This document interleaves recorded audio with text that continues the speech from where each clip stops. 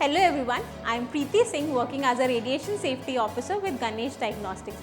आज हम जिस टेस्ट के बारे में बात करेंगे उसका नाम है मायोकार्डियल वायबिलिटी असेसमेंट, जिसे हम पेट सीटी असेसमेंट भी कहते हैं।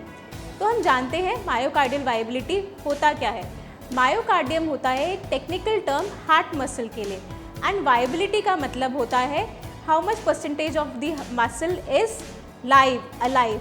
तो हम जानते हैं कि मायोकार्डियल वायबिलिटी का पूरा मतलब क्या है। ये एक तरीके का परसेंटेज है जो हमें बताता है कि हार्ट मसल कितना प्रतिशत रिवाइव कर सकते हैं रीवैस्कुलराइजेशन करने के बाद। तो मायोकार्डियल वायबिलिटी असेसमेंट हुआ एक इम्पॉर्टेंट डिसाइडिंग टेस्ट है जो हमें बताता है कि अगर पेशेंट को ब्लॉकेजेस है हार्ट के मेजर वेसल्स में, तो वो कैसे कितने परसेंटेज तक वो रीवैस्कुलराइज हो जाएंगी एंड वो नॉर्मल फंक्शन कर सकेंगी। मायोकार्डियल वायबिलिटी असेसमेंट हम जानते हैं क्यों किया जाता है।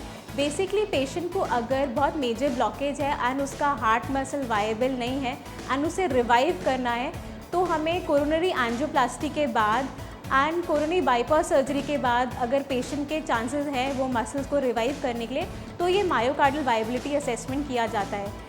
एंड इसके पहले हमें देखा जाता है कि उसका इकोकार्डियोग्राम 35% से कम है, तब ये मायोकार्डियल वायबिलिटी असेसमेंट किया जाता है। सो ओवरऑल 3 ऐसी मेजर कंडीशंस हैं जिसमें हम मायोकार्डियल वायबिलिटी असेसमेंट करते हैं। First is myocardial hibernation, myocardial stunning due to acute cardiac syndrome, and third is myocardial stunning due to coronary surgeries.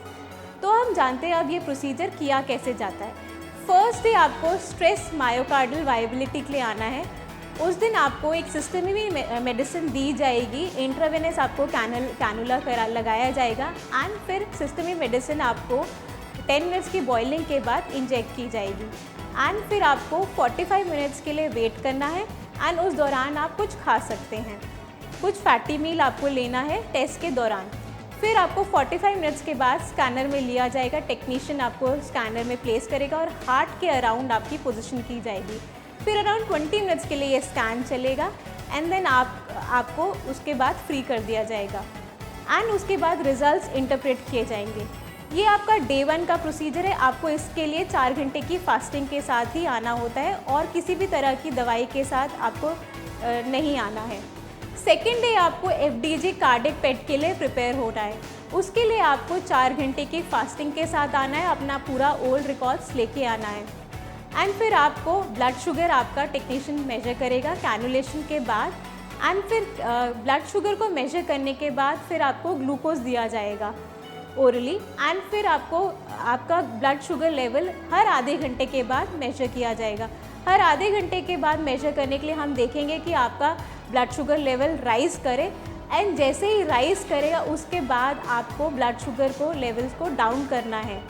फिर जब ब्लड शुगर लेवल फिर से डाउन होने लग जाएगा, टेक्नीशियन उस समय आपको FDG मेडिसिन इंजेक्ट करेंगे एंड FDG मेडिसिन इंजेक्ट करने के 45 to 90 मिनट्स के बाद आपकी स्कैनिंग होगी हार्ट एरिया की एंड हार्ट एरिया की स्कैनिंग लगभग 20 मिनट्स तक चलेगी एंड उस स्कैनिंग के बाद आपको वापस इंजेक्शन एरिया में बैठना है। रिज़ल्ट दोनों टेस्ट के रिजल्ट्स होने के बाद डॉक्टर्स उन रिजल्ट्स को इंटरप्रेट करेंगे एंड फिर देखेंगे कितना % हार्ट मसल वायबल है एंड कितना % नॉन वायबल है एंड वो कंपैरिजन के बाद एक कंपोजिट रिपोर्ट तैयार की जाएगी। इस तरीके से ये टेस्ट कंप्लीट होता है। हमारे यहाँ गणेश डायग्नोस्टिक में मायोकार्डियल वायबिलिटी टेस्ट किया जाता है। आप हमारे सेंटर गणेश डायग्नोस्टिक में इस टेस्ट को आके करवा सकते हैं या फिर आप हमारी वेबसाइट ganeshdiagnostic.com से भी इसे बुक कर सकते हैं। Thank you so much.